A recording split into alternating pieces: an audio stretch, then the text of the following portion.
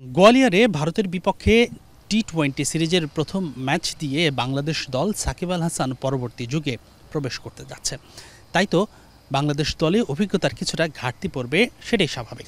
কিন্তু সাকিব না থাকায় মাহমুদুল্লাহ রিয়াদের ভূমিকাটা কিন্তু আরও বেড়ে যাচ্ছে কয়েক গুণ।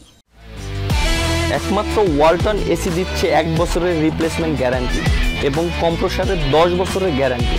মাহমুদুল্লাহকে তার অভিজ্ঞতা দিয়ে সামর্থ্যের সেরাটা নিংড়ে দিতে হবে দলের জন্য। বিশ্বকাপের আগে ভালো ছন্দে থাকলেও যুক্তরাষ্ট্র আর ওয়েস্ট ইন্ডিজের সবশেষ বিশ্বকাপটা কিন্তু মোটেও ভালো যায়নি রিয়াদের। উল্টো তার ব্যাটিং নিয়ে হয়েছে অনেক সমালোচনা। সাকিবের চেয়ে অন্তত 2 বছর বেশি বয়সী রিয়াদ এখনও কিন্তু খেলাটা চালিয়ে যাচ্ছেন, যেখানে সাকিব অবসর নিয়েছেন। রিয়াদের পরিশ্রম নিবেদন নিয়ে কোনো সংশয় সন্দেহ করার কোনো অবকাশ নেই। গোয়ালিয়রে প্রথম টি-20-র আগে বাংলাদেশ দল বৃহস্পতিবার অনুশীলন করেছে, সেখানে রিয়াদ বাড়তি সেশন করেছেন। প্রথমবার এক দফা তিনি মাঠে নেমেছিলেন যখন সবাই অনুশীলন করেছে। অনুশীলন শেষ হবার পর তিনি আবারও নেটে নেমেছিলেন। লম্বা সময় ব্যাটিং করেছেন 2 কোচকে সঙ্গী করে। ব্যাটিং কোচ ডেভিড হেম, সেই সঙ্গে সহকারী কোচ যিনিও ব্যাটিং স্পেশালিস্ট নিক পোথাস, তিনিও ছিলেন নেটে রিয়াদের সঙ্গে।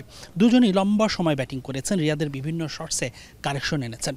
তিনি তাদের থ্রো করা বলে অধিকাংশ বারই ভালো খেললেও আবার বেশ কিছুবার বাউন্ডারি পার করতে ব্যর্থ হয়েছেন, অর্থাৎ আউট হবার মতো শটস খেলেছেন। সেই বিষয়গুলো নিয়েও অনেকবার আলোচনা হয়েছে। এখন বিষয় হচ্ছে রিয়াদ এই সিরিজে কতটা মেলে ধরতে পারেন নিজেকে। বিশেষ করে সাকিবের অবর্তমানে রিয়াদ যদি এই সিরিজে সফল হয়ে যান, তাহলে বাংলাদেশ দলের অদূর ভবিষ্যতের পরিকল্পনায় বেশ ভালোভাবেই থাকবেন মাহমুদুল্লাহ রিয়াদ।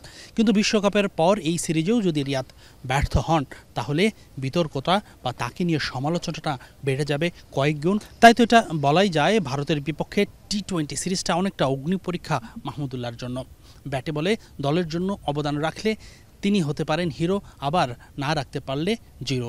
হয়তো সাকিবদের পথে দ্রুতই হাঁটতেও হতে পারে তাকে।